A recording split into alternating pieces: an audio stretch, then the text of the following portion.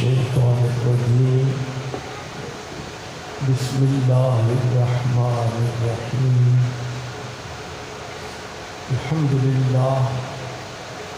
لله رب العالمين والصلاة والسلام على أشرف الأنبياء وسيد المرسلين وعلى آله وأصحابه أجمعين أما بعد فأعوذ بالله من الشيطان الرجيم بسم الله الرحمن الرحيم يا أيها الذين آمنوا اتقوا الله وكونوا مع الصادقين صدق الله مولانا العظيم وبلغنا رسوله النبي الأمين الكريم ونحن على ذلك لمن الشاهدين والشاكرين والحمد لله رب العالمين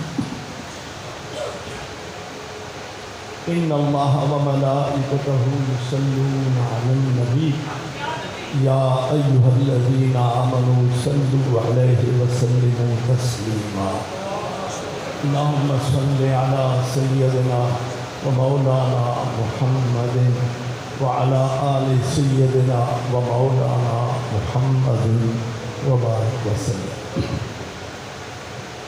حضور خواجہ خواجگان شیخ المشائخ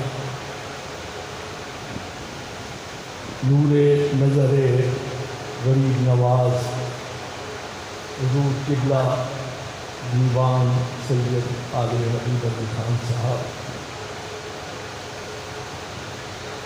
سجادہ نشین آستانہ عالیہ اجمیر شریف انتہائی واجب التکریم جناب حضرت صاحبزادہ پیر فاروق احمد صاحب میروی سجادہ نشین آستانہ عالیہ میرا شریف انتہائی واجب التکریم جناب پیر ساجد نظامی صاحب سجادہ نشین آستانہ عالیہ مکھر شریف انتہائی واجب التکریم میرے بہت ہی پیارے بھائی اور میں یہ کہوں میری آنکھوں کی ٹھنڈک جناب پیر سعادت علی شاہ صاحب آستانہ عالیہ چورا شریف میرا بہت پیارا بیٹا بہت پیارا بیٹا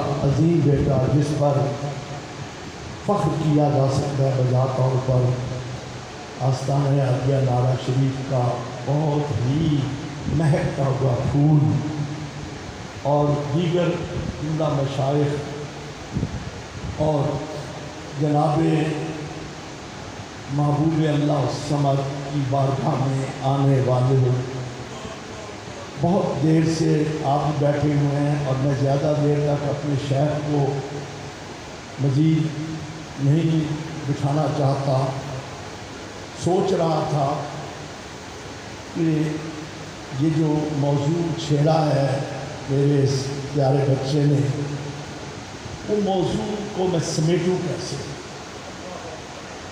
میں نے بیٹھا ہوا تھا مان یہ شعر میرے سامنے تصوف اگر سمویا جا سکتا ہے نا چند لفظوں میں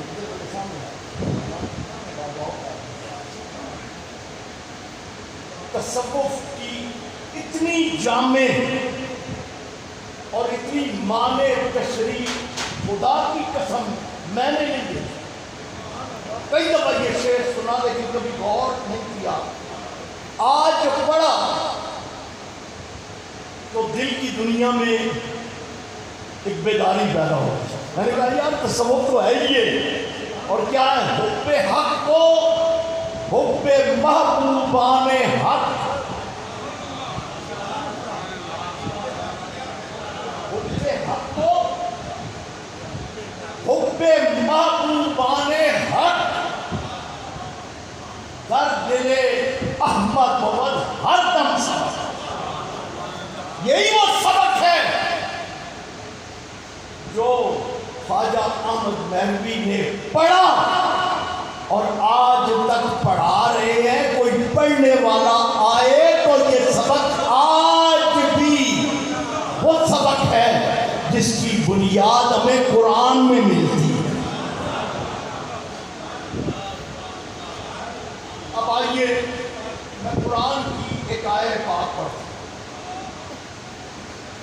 وَاصْبِرْ نَفْسَكَ مَعَ الَّذِينَ يَدْعُونَ رَبَّهُمْ بِالْغَدَاةِ وَالْعَشِيِّ يُرِيدُونَ وَجْهَهُ. اب یہ خطاب کا مخاطب کون ہے؟ پوری کائنات اپنی جگہ پر بالخصوص سرور کائنات. کیوں مولانا میں مولانا کیسے تمہا میری بات کا جواب دیجیے. بڑے بڑے علماء بیٹھے ہیں, حضور کی بارگاہ میں لب کشائی کی ہمت نہیں, لیکن انہی کا پڑھایا ہوا سبق ان کو سنانے کے لیے حاضر ہوں. مجھے بتائیے اس کا خطاب خصوصی کس کے لیے تھا؟ سرور کائنات سے رب مخاطب ہے. وَاصْبِرْ نَفْسَكَ. عمومی طور پر یہ قیامت تک کے لیے, ہر مومن کے لیے یہی سبق ہے, اور یہی وہ سبق ہے جو پڑھا حضور خواجہ احمد مہروی نے اور ہر دم یاد رکھا, اور مرتے دم تک یہی سبق پڑھتے رہے, پڑھاتے رہے کہ حب حق کو, حب محبوبان حق, یہی اصل ہے, یہی حقیقت ہے, یہی وہ بیج ہے جس کو بو کر ایمان کے پودے کو درخت کامل بنایا جا سکتا ہے. رب کہتے ہیں وَاصْبِرْ نَفْسَكَ. اب اس کا ترجمہ تقی عثمانی نے جو کیا, میں اکثر جگہوں پہ یہ بات کہتا ہوں, مجھے بڑا پسند آیا ہے, میں اس لیے انہی کے الفاظ میں اس کا ترجمہ کرتا ہوں. وَاصْبِرْ نَفْسَكَ. تقی عثمانی صاحب کہتے ہیں اطمینان سے بیٹھ جا اور اپنے آپ کو مطمئن کر لے. کہاں پہ مطمئن کر لوں؟ وَاصْبِرْ نَفْسَكَ مَعَ الَّذِينَ. ان کے پاس, ان کے ساتھ بیٹھ جا. کیسے, کن کے ساتھ؟ فرمایا مَعَ الَّذِينَ يَدْعُونَ رَبَّهُمْ بِالْغَدَاةِ وَالْعَشِيِّ يُرِيدُونَ وَجْهَهُ. ان کے ساتھ پکا لگ کے بیٹھ جا جو دن اور رات